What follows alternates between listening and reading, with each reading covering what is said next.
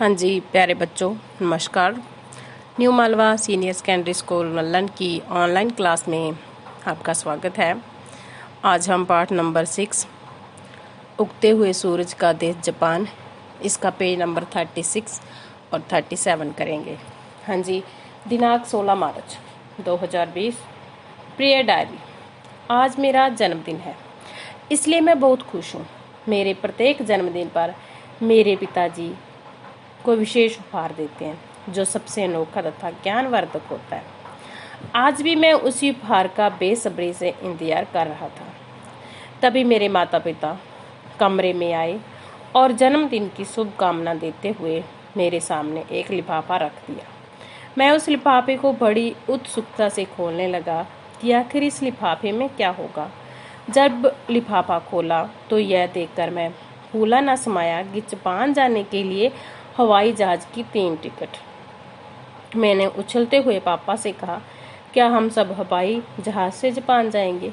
वह मेरे सिर पर हाथ फेरते हुए बोले, हाँ, हम सब जापान जाएंगे।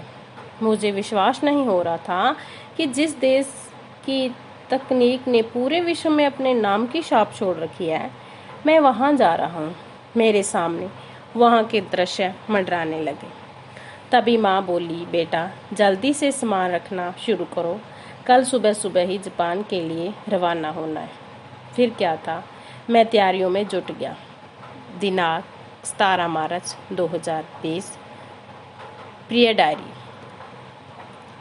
आज सुबह हम सब सामान के साथ हवाई अड्डे पहुंच गए। हवाई जहाज़ से यह मेरी पहली हवाई यात्रा थी, इसलिए मैं और भी ज़्यादा प्रसन्न था। जहाज़ ने उड़ान भरी, धीरे धीरे वह बादलों के बीच पहुंचा। यह दृश्य अत्यंत अनुपम था।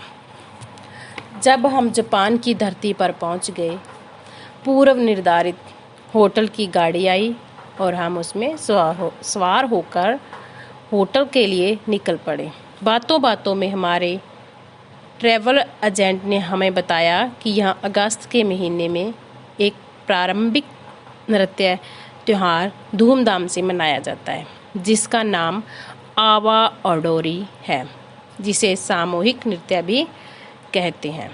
यह सोचकर मैं उदास हो गया कि हम इस त्यौहार का आनंद नहीं ले पाएंगे, क्योंकि यह तो मार्च का महीना था। फिर भी मैं जापान में पहुंचकर बहुत खुश था। हम स्नान करके हवाई यात्रा की थकान मिटाई। अब खाना खाकर सोने के अलावा मैं कुछ नहीं करना चाहता था। हाँ, तुमसे बात ज़रूर करना चाहता हूँ, लेकिन आज नहीं, कल। दिनांक 18 मार्च 2020।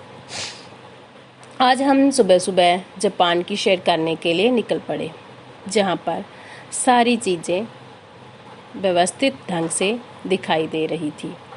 यहाँ पर लोग सिर झुकाकर कुछ बोलते हुए लोगों का अभिनंदन करते दिखाई दिए। गाइड से पूछने पर पता चला कि ये सिर झुकाकर यारो शिकु आने गाई सिमाशु बोलते हैं। इसका अर्थ स्वागत करना होता है। यहाँ के लोग प्रारंभिक संस्कृति को बहुमूल्य धरोहर मानते हैं। अब हम वहाँ के प्रसिद्ध बौद्ध मंदिर की ओर गए, जिसकी स्थापना 1252 में हुई थी। यह जापान के कामाकुरा में स्थित है, जहाँ स्थित बुद्ध भगवान की प्रतिमा की ऊंचाई 13.35 मीटर है। हमने सैर करते हुए ध्यान दिया कि यहाँ के लोगों का पहनावा थोड़ा अलग है। यहाँ के ज़्यादातर लोग प्रारंभिक कपड़े ही पहनते हैं, जिसका नाम किमोनो है। ये सिल्क के बने होते हैं। घर, त्योहार, विवाह में किमोनो ही पहनते हैं। दफ्तर जाने का पहनावा पाश्चात्य शैली का ही होता है। यहाँ की हर जगह की सुंदरता हमें अपनी ओर आकर्षित कर रही थी। गाइड हमें यहाँ के प्रसिद्ध पार्क में ले गया, जहाँ चारों ओर हरियाली और बंदर दिखाई दे रहे थे। सभी लोग पार्क में बंदरों के करतब को बड़े ही चाव से देख रहे थे। पार्क के निकट मानवकृत एक तालाब था, जिसके नज़दीक पहुंचकर ठंडा सा महसूस होने लगा।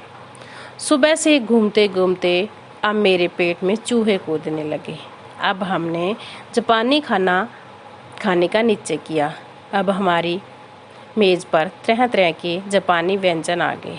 इन व्यंजनों के नाम थे सुशी, शोमेन, कायू, शोबा, फ्राइड्स राइस और हियाहिको। सभी व्यंजन अत्यंत स्वादिष्ट थे। गाइड ने बताया कि कायू व्यंजन की यह विशेषता है कि एक आसानी से पच जाता है। हम सब ने स्वाद ले लेकर जापानी पकवान खाए। सुबह से घूमते घूमते हम सब बहुत थक चुके थे। आज के लिए इतना काफ़ी है, हमें वापस होटल चलना चाहिए, मेरे पिताजी ने कहा। आगे इसका जो हाफ चैप्टर है बेटा वो हम फिर करेंगे। हाँ जी, thanks, have a nice day.